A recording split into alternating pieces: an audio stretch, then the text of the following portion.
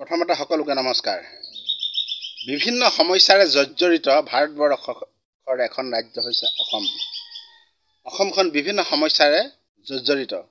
গতিকে এই সমস্যাবোৰৰ ভিতৰত যদি আমি চাওঁ, বিশেষকৈ তিনিটা সমস্যাই প্ৰধান সমস্যা। প্ৰথম সমস্যাটো হৈছে বানপানী সমস্যা, দ্বিতীয় সমস্যাটো হৈছে নিবনুৱাৰ সমস্যা, ৩ নম্বৰ সমস্যাটো হৈছে বিদেশী বহিৰাগতৰ সমস্যা।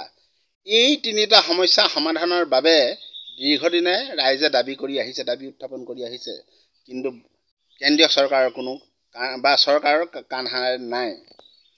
গতিকে আপোনালোকে বানপানী সমস্যাৰ কথা যদি আমি ক'বলৈ যাওঁ, তেতিয়াহ'লে বানপানী সমস্যাৰ কথা সকলোৱে জানে। অসমৰ মানুহে দীৰ্ঘদিন ধৰি বানৰ সমস্যাত ভুগি আহিছে। বৰ্তমান সময়ত হাঁহে পানী নচৰা একাংশ ৰাইজৰ হাঁহে পানী নচৰা অৱস্থা হৈ আছে। গতিকে এই সমস্যাটো আজি নহয়, আগৰ পৰাই হৈ আহিছে। গতিকে এই সমস্যাটো কিয় সমাধান নকৰে? গতিকে ভাৰতবৰ্ষৰ দৰে এখন বৃহৎ দেশৰ বৃহৎ ৰাষ্ট্ৰৰ মানেকত অসমৰ যি বান সমস্যা, এই বান সমস্যা সমাধান কৰোঁ বুলি ক'লে মামুলি কথা। এইটো কথা নহয় যে বানপানী অসমতো হৈছে, বহিৰাজ্যতো হৈছে বা বিদেশতো হৈছে, কিন্তু অসমৰ যিটো গতিত বানপানী হৈছে, গতিকে এই সমস্যাবোৰ সমাধান কৰিবৰ কাৰণে ভাৰতবৰ্ষৰ দৰে এখন ৰাষ্ট্ৰৰ সহজ কথা। আৰু দ্বিতীয় কথাটো হৈছে বিদেশী বহিৰাগতৰ সমস্যা। বিদেশী সমস্যাটোৰ বাবে দীৰ্ঘদিনে ধৰি অসমৰ ৰাইজে লাগি আছে, অসমৰ ৰাইজে বাদ প্ৰতিবাদ কৰি আছে, তথাপিও এই সমস্যাটোৰ প্ৰতি কাণ সাৰ দিয়া নাই। ক্ৰমান্বয়ে এই সমস্যাটো বাঢ়ি গৈছে। আৰু ৩ নম্বৰ সমস্যাটো হৈছে অসমৰ নিবনুৱা সমস্যা। বৰ্তমান অসমৰ নিবনুৱা যুৱকসকলে বহিৰাজ্যত গৈ কৰ্মসংস্থাপন বিচাৰি বিভিন্ন প্ৰকাৰে হাৰাশাস্তি খাবলগীয়া হৈছে।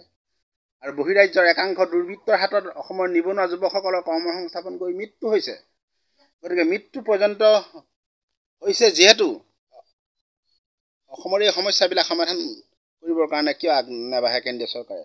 গতিকে এই তিনিটা অসমৰ বিভিন্ন সমস্যাৰ ভিতৰত জৰ্জৰিত হৈ থকাৰ ভিতৰত এই তিনিটা সমস্যা সমাধান কৰিবৰ বাবে আমি পোনপটীয়াকৈ কেন্দ্ৰীয় চৰকাৰক দাবী জনাইছোঁ। কাৰণ কেন্দ্ৰীয় চৰকাৰক এই দাবীসমূহ সমাধান বা এই সমস্যাবোৰ সমাধান কৰিবৰ কাৰণে দাবী জনাব পৰা আমাৰ বাট প্ৰশস্ত হৈ আছে। অসমৰ যিবিলাক নেকি মূল্যৱান সম্পদ, খনিজ সম্পদকে ধৰি জল সম্পদেই হওক বা বনজ সম্পদেই হওক, এই মূল্য সম্পদসমূহ যদি ৰাষ্ট্ৰীয় সম্পদ হয়, তেনেহ'লে অসমৰ যি জ্বলন্ত সমস্যা, যিবিলাক সমস্যাত অসমৰ মানুহে তিলকৈ দীৰ্ঘদিনৰ পৰা ভুগি আছে, এই সমস্যাবোৰ কিয় ৰাষ্ট্ৰীয় সমস্যা নহয়? এই সমস্যাবোৰ সমাধান কৰিবৰ কাৰণে কিয় কেন্দ্ৰীয় চৰকাৰে আন্তৰিকতাৰে আৰু সদিচ্ছাৰে আগবাঢ়ি নাহে?